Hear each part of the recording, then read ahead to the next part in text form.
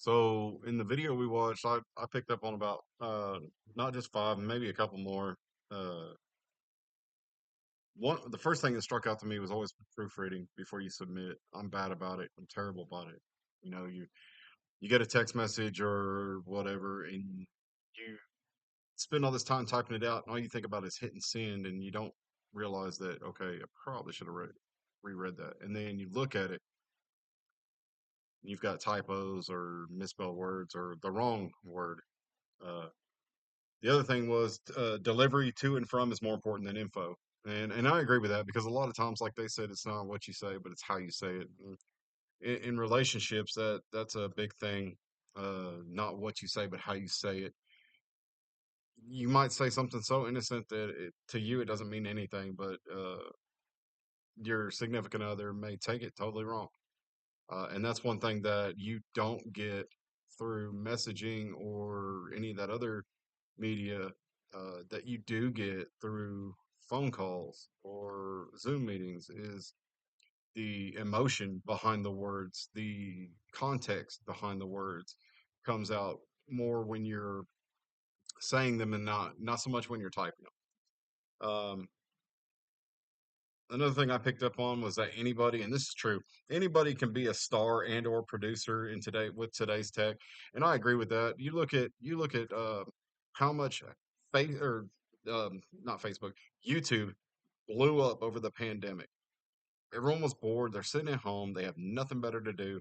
They're recording videos on recipes. They're recording videos on playing guitar or working on something or building something. So yeah, I totally agree with that, that anybody nowadays can become a star just by posting a video. Um, uh, i- another big one that I saw was because of technology, our language has changed. So, and I agree with that too. A lot of people, I don't do this. I can't stand this, but people send emojis. I can't stand that. I will sit there and type out a book if that's what I feel I need to get across, but I'm not going to use emojis. Something else that I saw, uh, people use tech as a source of news and information. I, I'm still new to this. I used to be on Facebook years ago. I got off of it, and I wouldn't be on it right now. But I met up with some family that lives out of country, and it's actually cheaper for them to message via Facebook Messenger than it is to try to use their phones. Um, I've got an aunt that lives in Canada, and their phone plans up there are still just like we had them here in the 90s and the early 2000s, where you get charged for text messages, you get charged for minutes, or you're going to wait till 9 o'clock for the prime time or whatever. But so like I said, I got into back into Facebook, and I would have been happy not ever getting back on Facebook as far as I was concerned. I really didn't feel like I lost anything when I walked away from it. I have a Facebook account, and I rarely get on there.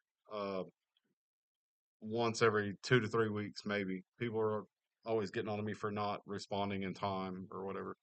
Um, they were talking about stuff ruining people's lives and their work lives, and their personal lives, and how once something's on the internet, it's there for life. And I agree with that too. I've seen too many news articles, especially not so much here in the United States because we do have freedoms with freedom of speech and freedom of press and stuff like that.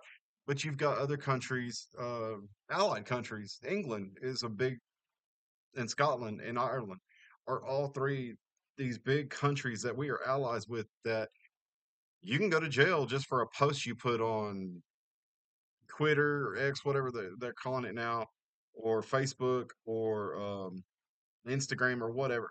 I don't know social media. Um, you can go to jail for a comment that somebody gets offended by, and sometimes I feel like we as Americans have almost gotten that way as well. Um, but and it's gotten to where not only did you get arrested or thrown in jail for the comment, but it ended your marriage, a 20-year marriage, and magically, your wife doesn't want to be with you because she doesn't want to be associated with that. Everybody's so sensitive nowadays. Everybody's so afraid of stepping on people's toes. Maybe it's just because I'm old school. I was raised by the boomer generation, and I don't get my feelings hurt. If anything, it makes me want to better myself. So I don't let comments hurt my feelings.